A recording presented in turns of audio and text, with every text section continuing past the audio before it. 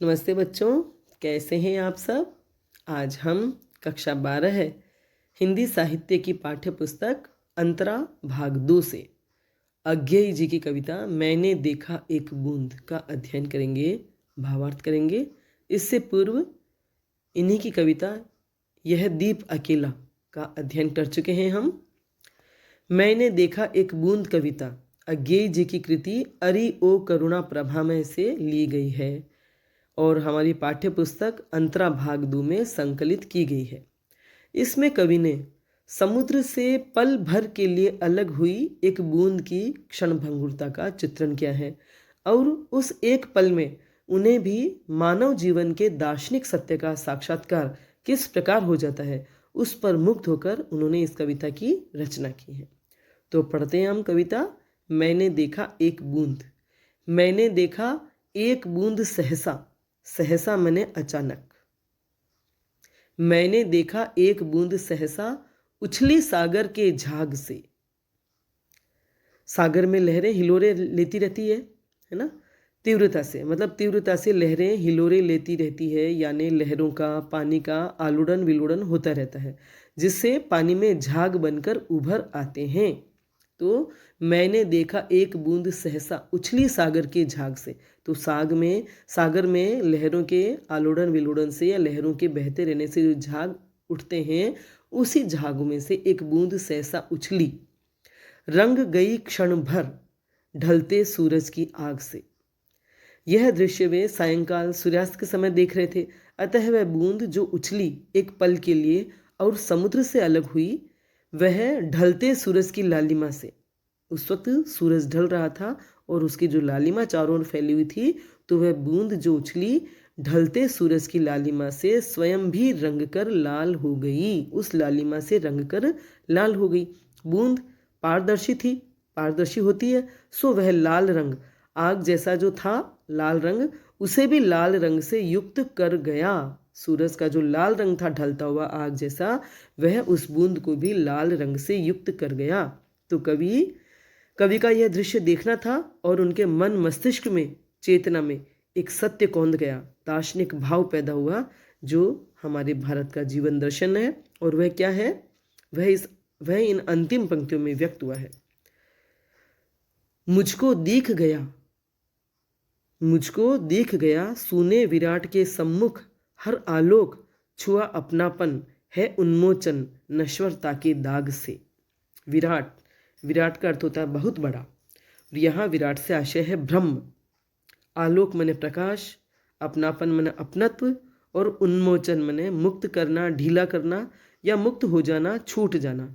नश्वरता नष्ट होने का या नाश होने की प्रवृत्ति या प्रकृति, मतलब जो चीज़ें नष्ट हो जाती है बहुत जल्दी, या जिनके नष्ट होने का मतलब कोई भरोसा नहीं होता कि ये कब तक रहेंगी और कब खत्म हो जाएंगी। तो ये जो स्थिति होती है इसे कहते हैं नश्वरता।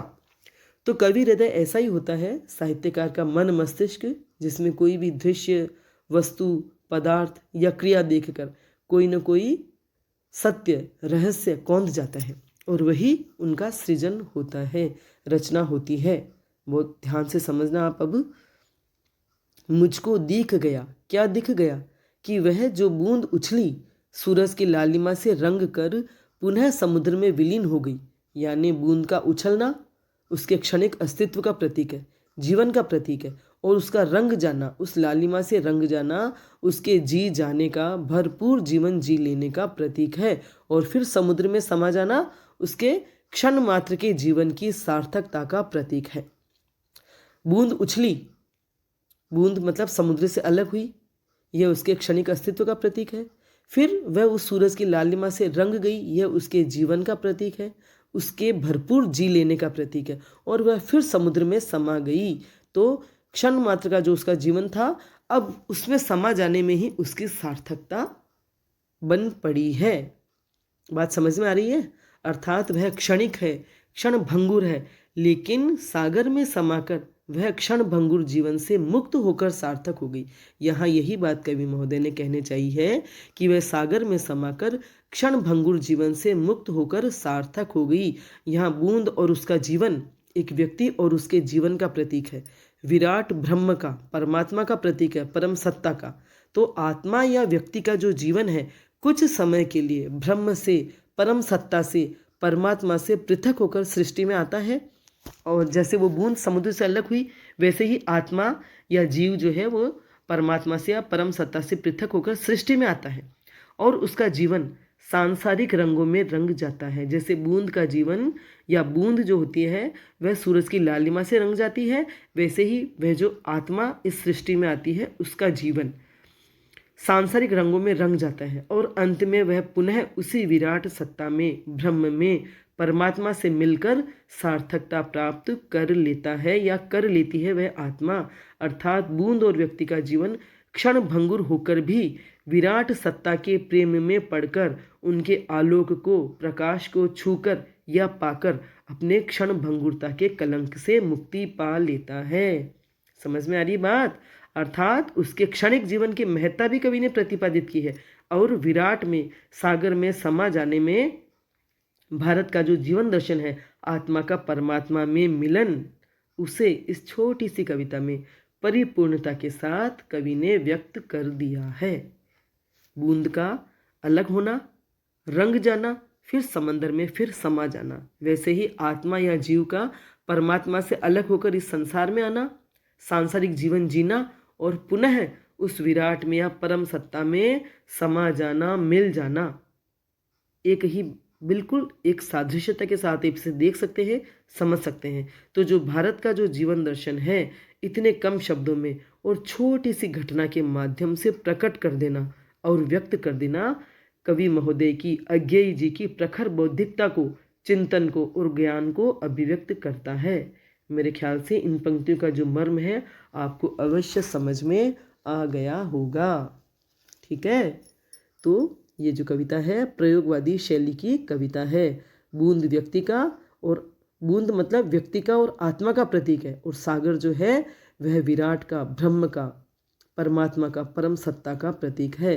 क्षण भर के जीवन का भी महत्व है और विराट में समा जाने का तो महत्व है ही, क्योंकि उसमें समाकर वह जीवन मुक्त हो जाता है, मुक्ति प्राप्त कर लेता है। तत्सम शब्दावली है। भाषा सरल, सहज और प्रभावशाली है। प्रतीक के माध्यम से जीवन दर्शन को बहुत ही खूबसूरती से, स्पष्टता से और सरलता से व्यक्त किया है। भाषा में चित्रात्मकता है।